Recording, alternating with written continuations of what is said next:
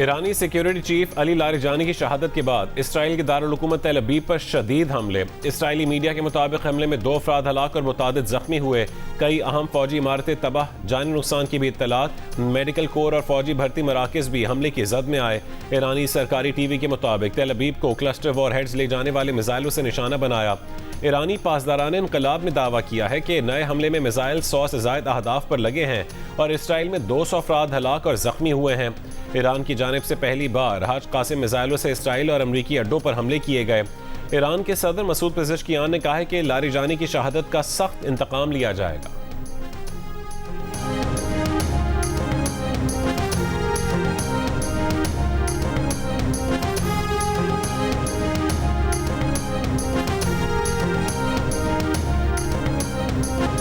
Iran ने security chief Ali Larijani की शहादत की तस्दीक कर दी। अली लारिजानी के बेटे मुर्तज़ा भी शहीद हो गए। उनको मशरक़ी तेहरान में उस वक्त निशाना बनाया गया जब वो अपनी बेटी से मिलने गए हुए थे। उनके ट्विटर हैंडल से भी शहादत का ऐलान कर दिया गया। लिखा कि खुदा का एक बंदा खुदा से जा मिला। 67 बरस के अली लारिजानी इनकलाब ईरान के बाद उभरने वाली अहम सियासी शख्सियत में शामिल थे। सिक्योरिटी पॉलिसी के मेमार और खामनाई के करीबी मुशीर थे। अली लारिजानी ईरान इराक जंग के साबिक कमांडर भी रहे। मुतादिद बार सदारती इंतखाबात में भी अहम उम्मीदवार रहे। बतौर स्पीकर पार्लियामेंट 12 साल तक मजलिस शूरा की क़यादत की। वो ईरान के चीफ मुज़ाकरातकार बराए जौहरी प्रोग्राम भी रह चुके हैं।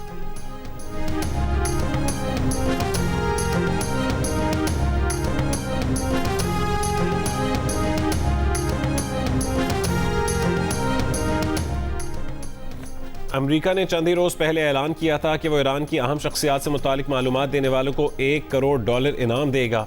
जिन शख्सियात से मुतालिक मालूमात तलब की गई थीं उनमें नए सुप्रीम लीडर आयतुल्लाह मुश्तबा खामनाई और कौमी सलामती काउंसिल के सरबराह अली लारिजानी भी शामिल थे। सदर ट्रंप की जानिब से इनामी रकम रखे जाने पर डॉक्टर अली लारिजानी ने इमाम हुसैन अलैहिस्सलाम का कौल सोशल मीडिया पर शेयर करते हुए लिखा था कि मैं मौत को, सादत और जालिमों के साथ ज़िंदगी को ज़िल्लत के सिवा कुछ नहीं समझता। एक और इंटरव्यू में बानी इनकलाब ईरान का ये जुमला दोहराया था कि शहादत इनकलाब को दवाम बख्शती है।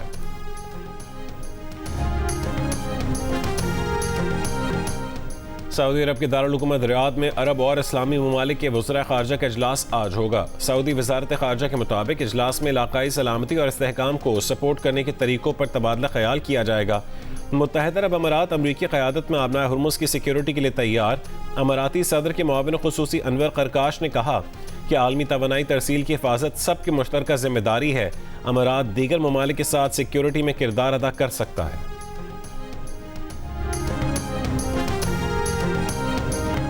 लेबनान पर इसराइल के हमले, मुतादिद अफराद शहीद। बैरूत के रहायशी इलाकों और सोर में फ़लस्तीनी कैंप पर बमबारी।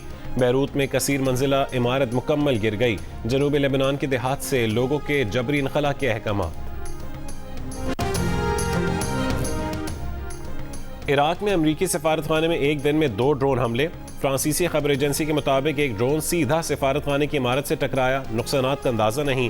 अरबेल में कुर्द अक्सरियती इलाके में ड्रोन हमले के बाद आग भड़क उठी। अमरीकी मीडिया का कहना है कि ईरान जंग के दौरान 1 दर्जन से जायद MQ-9 रीपर तबाह हो चुके हैं। अमरीकी तैयारा बरदार बहरी जहाज USS Gerald R. Ford Iran जंग छोड़कर मुरम्मत के लिए यूनान रवाना। 2 से 3 हफ्ते तक गैर फाल रहेगा। अमरीकी महकमे दिफा ने जहाज पर आग लगने की तस्दीक कर दी। अमरीकी नेवल इंस्टीट्यूट के तर्जुमान ने बताया कि आग के नतीजे में कई रिहायशी हिस्से और 100 से ज़ायद बिस्तर भी ज़ाया हो गए। इससे पहले अमरीकी अखबार ने कहा था कि USS जेराल्ड R. फोर्ड के मरकजी लॉन्ड्री एरिया में लगी आग बुझाने में 30 घंटों से ज़्यादा का वक्त लगा। 2 अमरीकी फौजी जख्मी भी हुए। जहाज के इंजन को कोई नुकसान नहीं पहुंचा। आग लगने से 600 से ज़ायद फौजी अपने बिस्तरों से महरूम हो गए। USS Gerald R. फोर्ड पर तकरीबन 4500 अफराद का अमला तैनात है।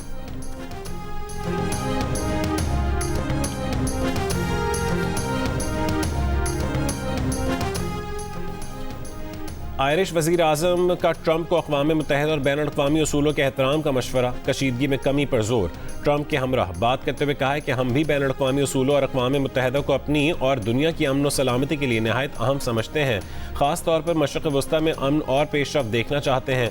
इसी तरह यूक्रेन में भी एक मुनसिफ़ाना और पायदार अमन की ज़रूरत है।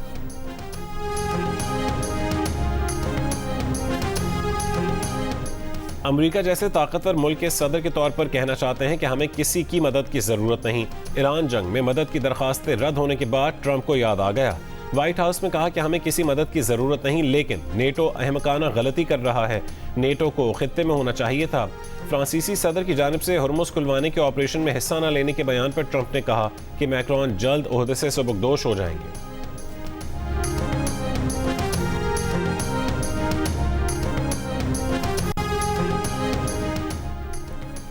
ट्रंप इंतजामिया को एक और बड़ा झटका। अमेरिकी नेशनल काउंटर टेररिज्म सेंटर के डायरेक्टर जो केंट ने इस्तीफा दे दिया।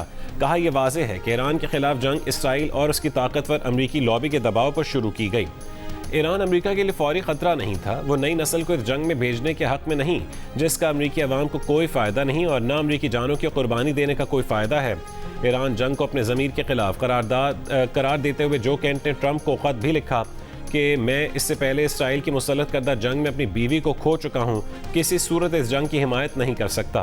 पहले दौरे हुकूमत में आपने बेहतरीन फौजी हिकमत अमली अख्तियार की।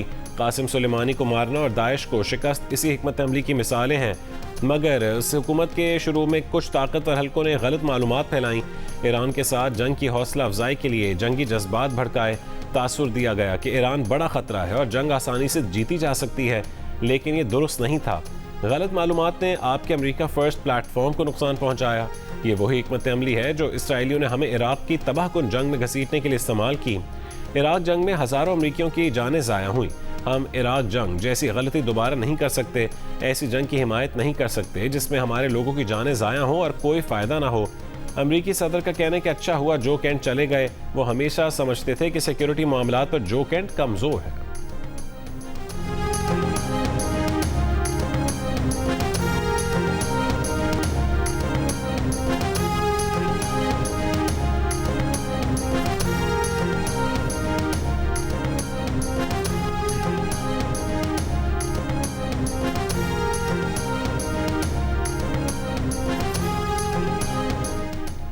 ईरान के सुप्रीम लीडर रहबर मुअज़्ज़म आयतुल्लाह मुश्तबा ख़ामेनी ने अमेरिका से कशीदगी कम करने की तजावीज़ मुस्तरद कर दी। सीनियर ईरानी ओहदेदार के मुताबिक मुश्तबा ख़ामेनी ने कहा है कि अब यह वक्त अमन का नहीं, अमेरिका और इसराइल को शिकस्त देना होगी। अमेरिका को ईरान के नुकसानात का हर्जाना अदा करना होगा। कशीदगी कम करने की तजावीज़ 2 सालिसी ममालिक ने भेजी थीं। ईरानी ओहदेदार का कहना है कि इंतकाम के मामले पर रहबर मुअज़्ज़म का मौक़िफ़ इंतहाई सख्त और संजीदा है।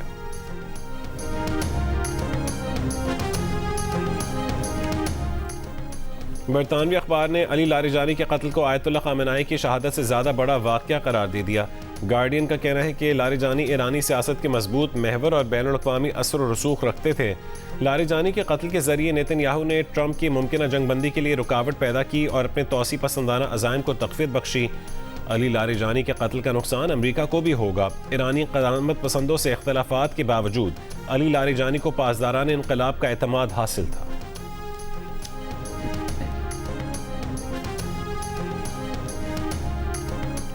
पाकिस्तान कशीदगी में कमी के लिए ईरान और अमेरिका के दरमियान सालिसी के लिए तैयार है। वफाकी वज़ीर इत्तलात अताउल्लाह तारड़ की अरब मीडिया से गुफ्तगू। कहा कि पाकिस्तान ने पहले भी तनाज़ात के हल के लिए कामयाबी से सालिसी का किरदार अदा किया था। पाकिस्तान ईरान पर हमलों की मज़म्मत और खलीजी ममालिक के साथ इजहार यकजहती करता है। तालिबान का अस्पताल पर बमबारी का इल्ज़ाम बेबुनियाद है। अफगान तालिबान ने पहले भी गुमराह कुन खबरें फैलाई थीं।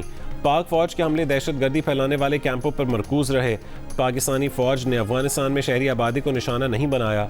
प्रोग्राम आज शाहज़ेब खानज़ादा के साथ में गुफ्तगू में कहा है कि 400 अमवात का दावा करने वाले एक वीडियो नहीं ला सके और 2 पोस्टें डिलीट कर चुके हैं।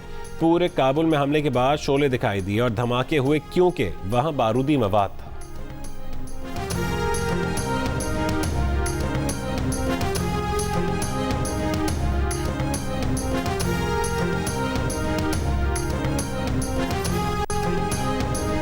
सदर आसिफ अली जरदारी ने यौम पाकिस्तान परेड मनसूख करने की मंजूरी दे दी। तेल बहरान और किफ़ायत शआरी इक़दाम के पेश नज़र 23 मार्च की तकरीबात मनसूख। तमग़ों की तकसीम की तकरीब 28 अप्रैल को मुनक़्क़िद करने का फैसला। अरब अमारात में नमाज ईद सिर्फ मसाजिद में अदा करने का ऐलान। हुक्काम के मुताबिक ईद उल फितर की नमाज सिर्फ मसाजिद के अंदर अदा होगी। मैदानों में ईद नमाज की इजाज़त नहीं होगी। ईद उल फितर का चांद देखने के लिए अमारात और सऊदी अरब में इजलास आज होंगे।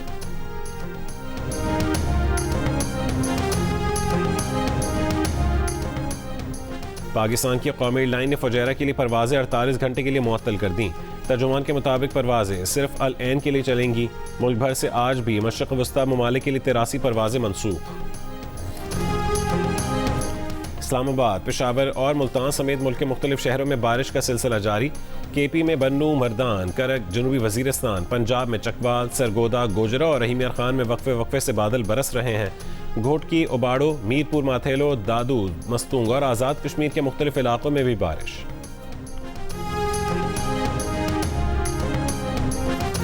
नेशनल T20 कप के पहले सेमीफाइनल में कराची वाइट्स ने सियालकोट को 5 विकेटों से हरा दिया, जबकि लाहौर और एबटाबाद के दरमियान होने वाले दूसरे सेमीफाइनल में बारिश के बायस एबटाबाद ने फाइनल के लिए क्वालिफाई कर लिया।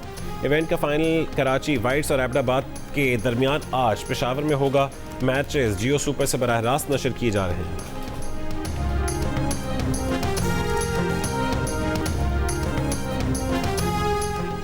और मराकश 2025 अफ्रीका कप ऑफ नेशंस का फातह करार, सेनेगाल से एजाज़ वापस ले लिया गया। जनवरी में होने वाले मुतनाज़िम फाइनल में सेनेगाल ने 1-0 से फतह हासिल की थी। मराकश ने अफ्रीकन फुटबॉल कॉन्फेडरेशन में अपील की थी, जिसके बाद मराकश के हक़ में फ़ैसला दे दिया गया। मैच के दौरान सेनेगाल के एहतजाज की वजह से 14 मिनट तक खेल रुका रहा था। इवेंट कवानीन के आर्टिकल 84 के मुताबिक फील्ड छोड़ना मैच फोरफीट करने के मुतरादिफ था। सेनेगाल फुटबॉल फेडरेशन का फैसले के खिलाफ अपीलों की सालिसी अदालत में अपील करने का फैसला।